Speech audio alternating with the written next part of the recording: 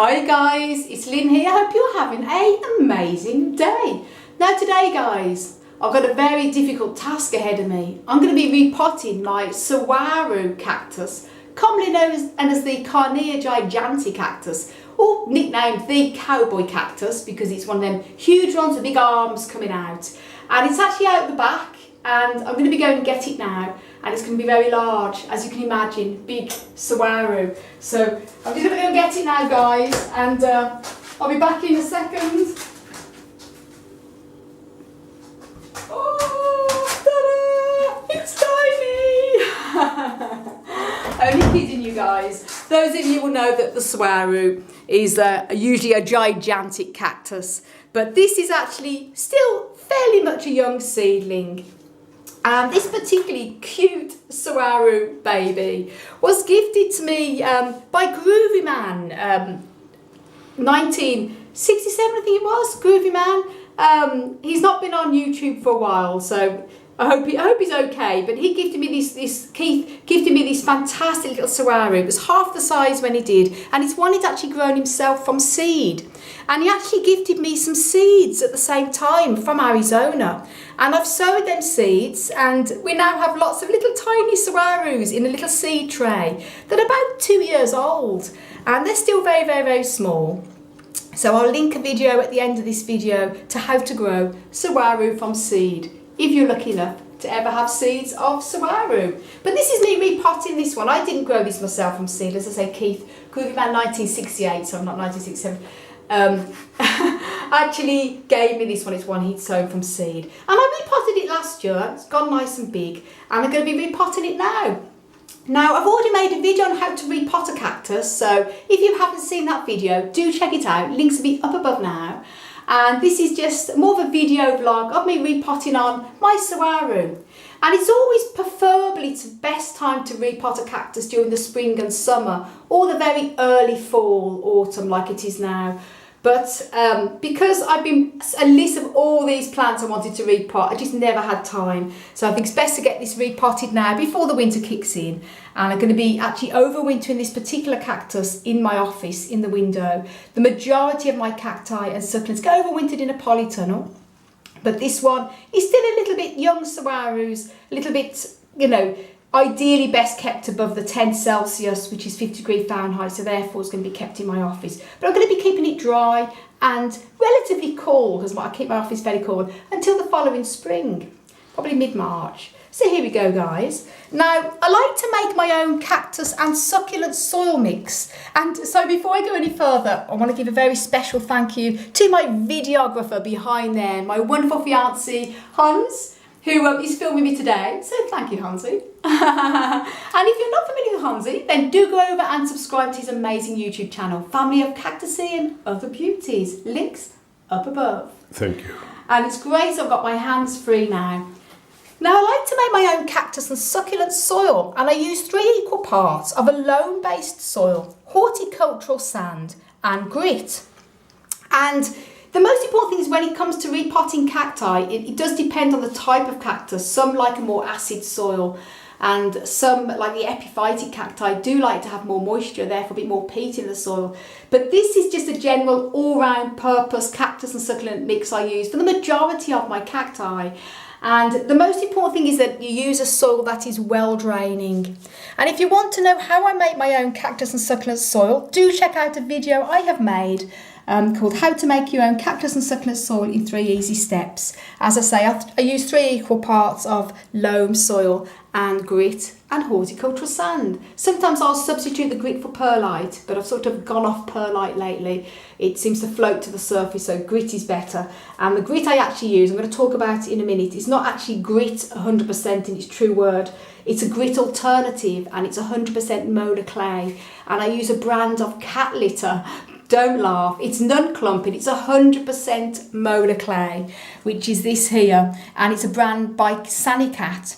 and this particular brand is completely 100% molar clay, so it's not a clumping, a traditional type of cat litter, so never use normal cat litter with your cacti plants. This is 100% safe to use, so that's the way I'm using that. And if you want to know what I use, what type of grit, this grit alternative I use, then links up above as well to a video I've made on how you can use cat litter as a grit and top dressing alternative.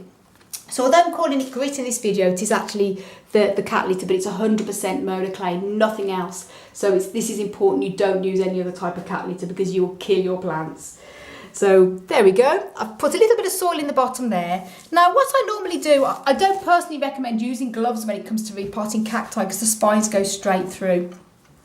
This was particularly, it's not as sharp as it looks, guys. If this was a particularly sharp cactus or it's one full of glowkids like a puncher, prickly pear cacti, I would actually probably cover my hands, wrap cardboard around because it's lethal repotting them type of plants. And when I next repot one of our punchers, probably won't be till next year now, next spring, I will show you the whole procedure I use because it is very different. But what I have got here is just a little bit of paper here, a paper bag. This is just enough to protect my hands. I've been repotting cacti for over 35 years. I've been growing these plants since a child, so I'm sort of used to being pricked in many different places imaginable. Oh dear, without trying to sound too awful. So this will just protect my hands a little bit, and I'm going to be gently squeezing that to loosen up the pot, turning it on its side and squeezing it out. It's always best not to leave a plant so it gets so root bound you can't get it out of the pot. Now, always I recommend is that when you repot cacti, check over the root system that there's no signs of hidden pests. Root millibug always tends to be at the bottom of the pot and you see loads of white deposits. There's lots of white in this, but it's actually perlite because it was perlite I used as a grit alternative. But as I mentioned earlier, I'm not really a big fan of perlite. It tends to go into the surface. But it did the job for this plant. And if this was very root bound, if this was just completely filled with roots, I would then gently, very gently tease the roots, especially at the bottom, to acclimatise to the new soil. In this case, these roots, there's loads of soil around the roots, so they would just easily take to the new soil with no problem. As I say, it is the same soil mix I've used except for the perlite, so it shouldn't be a problem. If this was in peat soil, completely peat, I probably would tease off as much as the old soil as I can, possibly before acclimatising it into the new soil. So just bear that in mind when you're repotting plants.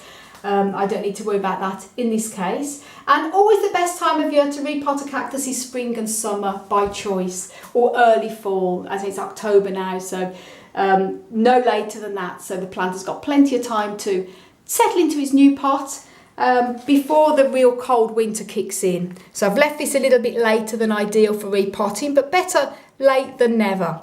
I'd only really repot a cactus in the winter if it was an emergency, but I do know growers that happily repot in the winter with no problem, as long as they keep the cacti dry till the following spring. So there we go there. Just gently place that in now. It's a little bit high up, so tip a bit out there. You don't want the plant to be hanging over the top. There you go, it's perfect. And I know people tell me off my videos for not wearing gloves, but I just prefer not to. And there you go, all around the edges. And I use this little spoon that my beautiful niece, Nicola, gifted to me a few years ago. It's so perfect for potting up plants and getting right into the little sides there. Scooping it up. To scoop all around. Big stones out. As I say, saguaro, as a lot of desert type of cacti, do like an extremely well draining soil. So if this was one of more of the epiphytic type of cacti, I would use a bit of peat in the soil because they like more moisture and like to be kept sort of wet or certainly lightly watered even in the winter. But this particular cactus, saguaro, as you can imagine, coming from the Arizona, does like an extremely well draining soil.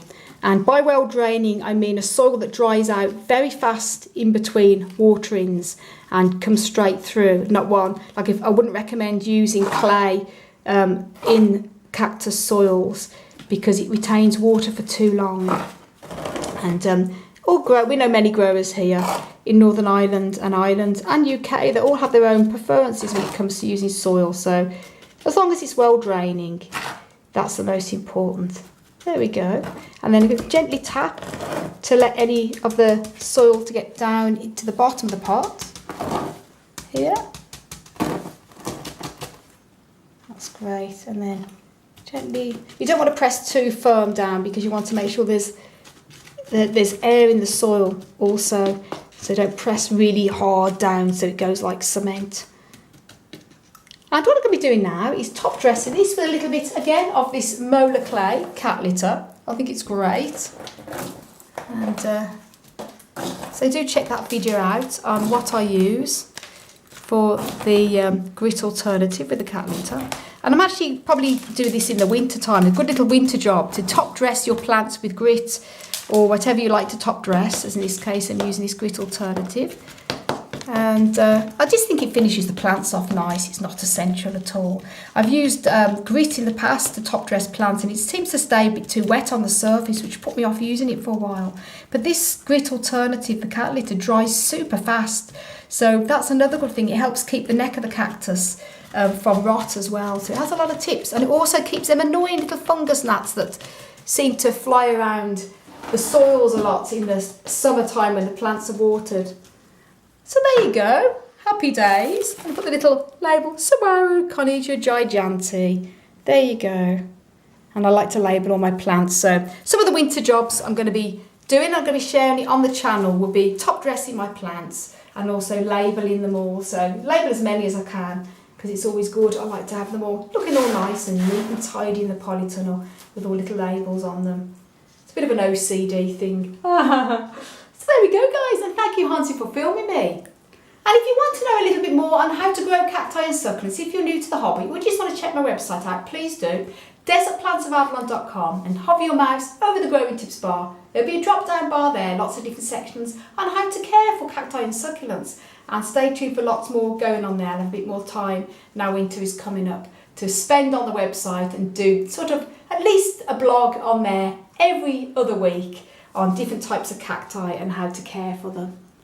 So I want to send you loads of love, heaps of happiness, and tons of Carnegiea gigantic power from across the Emerald Isle. And until the next video, bye. Bye.